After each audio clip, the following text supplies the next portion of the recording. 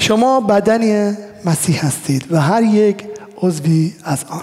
درود با عزیزایی که از فیسبوک ما را نگاه میکنن. شکر برای وجود شما که حمایت میکنید ما را از شهرها و کشورهای مختلف هستید و شکر برای وجود عزیزایی که اینجا حضور دارن. مرسی برای امروز، برای این سومین قدم با عیسی مسیح. ما این قدم ها را از کتاب انجیل متی باب 5 آیه 31 من امروز برای شما میخونم. همچنین گفته شده است که هر کس زن خود را طلاق دهد باید به او طلاقنامه‌ای بدهد. اما من به شما میگویم که هر که زن خود را جز به علت بی‌عفتی طلاق دهد باعث زناکار شدن او میگردد و هر که زن طلاق داده شده را به زنی بگیرد زنا میکند. سرامون رو به زیر میافکنیم. از خداوند میخوایم که این کلام رو برای ما مکاشفه کنه. پدر آسمانی شکرت میکنیم به خاطر امروز، به خاطر این لحظه، به خاطر این زمان و این مکان. خداوند ای مسیح زنده، میدونم که امروز اینجا حضور داری و میشنوی. از تو طلب میکنم، نه من و نه نفس من که از خودش ای خداوند هیچ چیزی نداره، بلکه ای خداوند تو از طریق این کلامت خودت این کلام رو لغت به لغت و جمله به جمله مکاشفه بکنی. خواندم این دعا را پدر در نام یگانه فرزندت عیسی مسیح با شکرگزاری. آمین.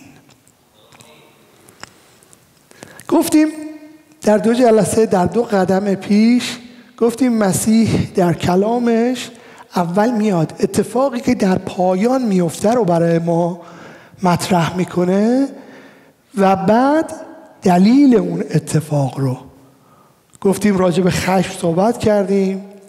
گفتیم خشمی که منجر به قتل میشه یا نگاهی که منجر به زنا میشه. حالا امروز راجع به طلاق که یک ذره به درس قبل ربط داره میخوایم صحبت بکنیم. ببینید وقتی که یک زن و مرد از هم خوششون میاد، اولین چیزی که اتفاق میفته با نگاه این اتفاق میفته. آقایون نگاه میکنن، خانم ها دیدی گفتیم کمترن، اونها هم نگاه میکنن و یک اتفاق مبارک میفته. اونها به نام هم زده میشن، بهش میگن نامزد، دوران نامزدی. به نام، نامزد یعنی کسی که به نام اون یکی زده شده. میدونستید اینو؟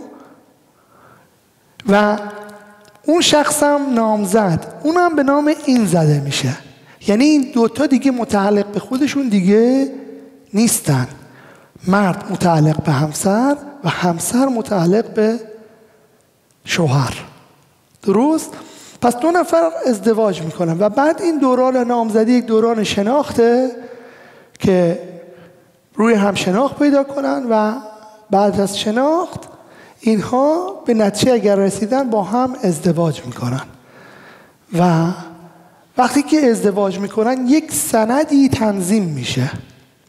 میان روی کاغذ میارن، میگن آقای مثلا X ازدواج میکنه با خانم Y. این چند نفر هم به عنوان شاهد شهادت میدن که این زن و این مرد مال هم شدن. متوجه ارزم شدید؟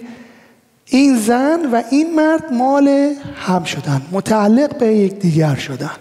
پس این میشه ازدواج. یک سندی تنظیم میشه. اول گفتیم با نگاه اتفاق میفته، از همدیگه خوششون میاد، بعد عاشق همدیگه میشن، همدیگه رو دوست دارن، به همدیگه میچسبن و با هم میشن. وقتی که ازدواج میکنن میگه کلام خدا میگه آن دو یک تن خواهند شد. کلام خدا میگه در پیدایش میگه مرد پدر و مادر خود را ترک گفته و به زن خیش خواهد پیوست و آن دو یک تن خواهند شد. وقتی که یک زن و مرد یک تن میشن، به نظرتون آیا جدا کردن اینها مثل یه چاقویی میمونه که برداشتی شما داری یه قسمتی از بدنتو میبری؟ ما این پشت نوشتیم شما بدن مسیح هستید. درسته؟ بدن یعنی هر جاش به هر جای دیگهش وصله. میگه مرد پدر و مادر خیش رو ترک گفته و به زن خیش خواهد پیوست و آن دو یک تن خواهند شد. حالا وقتی یه زن و شوهر یه تن میشن، آیا بریدن این جایزه؟ زخم میشه. فرض کن شما برداشتی دستتو داری با یه چاقو میبری، که الان خودم میگه آن دو یک تن خواهد شد. وقتی یک تن میشن، یک تن چجوری میشه اصلا جدا کنی؟ مثل که شما برداری اره برداری از این ور تا اون سر یه نفر رو بخوای ببری. برای همین خدا از این قضیه ناراحته و نفرت داره. از طلاق خداوند نفرت داره. میگه شنیده اید که گفته شده است هر کسی میخواد زن خودش رو طلاق بده، همسر خودش رو طلاق بده، کافی اون طلاق نامه رو بنویسه به او بده و تمام. خداحافظ خداحافظ. اما من به شما میگویم اگر کسی زنش رو بدون دلیل خیانت طلاق بده، باعث زناکاری میشه. خیلی حکم سنگینی ها. کسی بدون دلیل همسرش اجازه طلاق گفتن نداره. دلیل هم داره.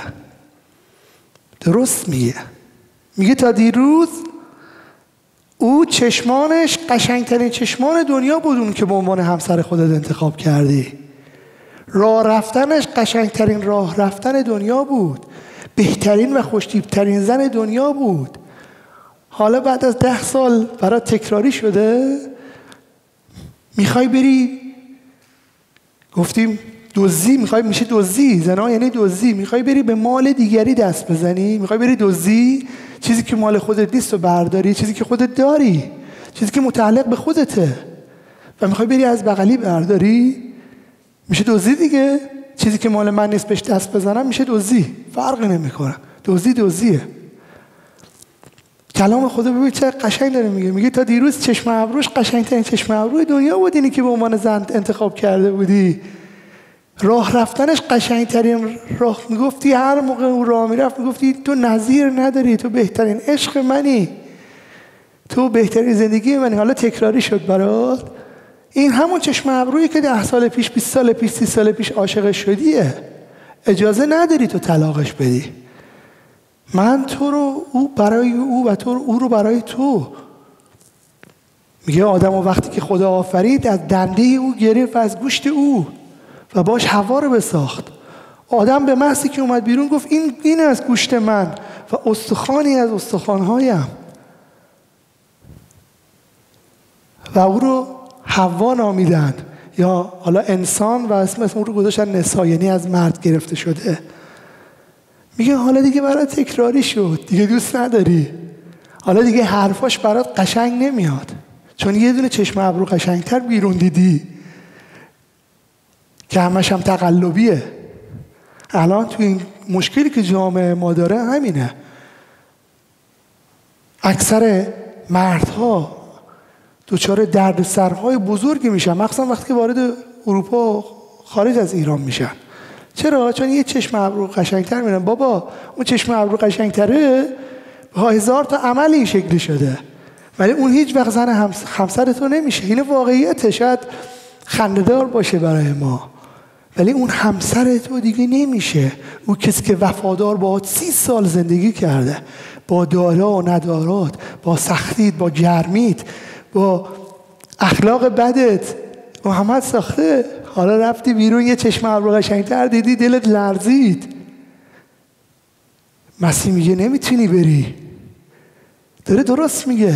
یه کسی که با همه چیت ساخت، نمیتونی بی خودی بهش بگی حالا دیگه من خوشم نمیاد، تو دیگه کهنه شدی، من میخوام یه دونه جدیدشو میخوام. بازار مدرنم اومده، الان همه چی دیگه قشنگ، همه شبیه همن. هر کی رو تو هر جا سوار میشی نگاه میکنی همه تقریبا شبیه همن. یه دونه خوشگل‌تر. بابا زندگی کن. چرا تو میای تو خارج، تو میای تو اروپا یا تو میای توی کشور دیگه، اون زنت میشه کهنه، همسرت میشه به درد نخور. خدا از این نفرت داره. میگه فقط در یک صورت، اگر میدونی همسرت بهت خیانت کرده و اونو با چشم خودت دیدی، حتی شاهدم تازه بازم میگه مرحمت خدا، رحمت خدا بالاتر، اگر میتونی ببخش، ولی در اون صورت میتونی طلاق بدی. ببین چی میگه. آقایونی که دنبال این هستید که یک زن تا بیوه شد یا شوهرش طلاقش گفت یا با شوهرش مشکل داره، دنبال او هستید که ببینید کی این اتفاق، ببینید چی میگه. هر که زن خود را جز به علت بی‌عفتی طلاق دهد، منم جز به شما هم آقا میگم، حالا روی سخنم اول با خودمه، به علت بی‌عفتی طلاق دهد باعث زناکار شدن او میشود. میگه هم زنه رو به زنا میندازی و هر مردی که طمع اینو داره و منتظر نشسته تا یک زنی طلاق بگیره، میگه او هم زناکاره. بره یک زنی که طلاق بی جهت طلاق گرفت.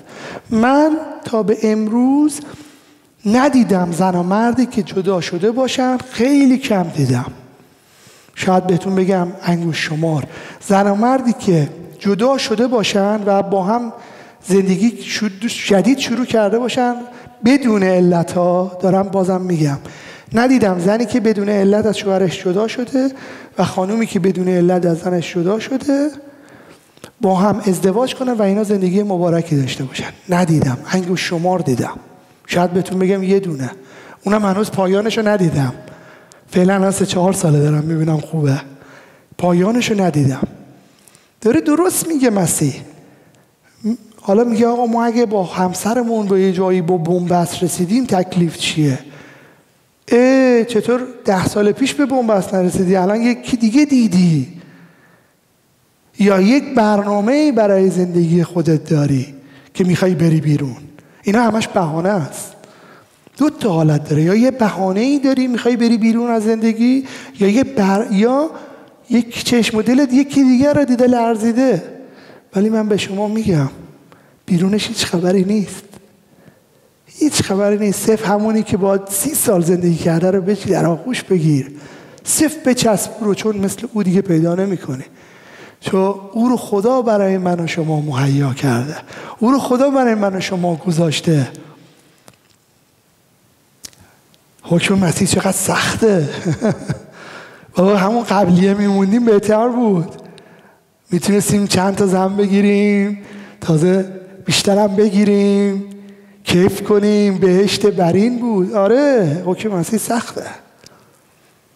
میگه یک مرد برای یک زن. حتی انبیا هم خدا خوشنود نبود که چند تا انبیا هستن که چند زن گرفتن، خدا خوشنود نبود، اون قلب خدا نبود. درسته نبی خدا هر کی میخواد باش. نبی خدا کیه؟ نبی خدا یکی مثل من و شما.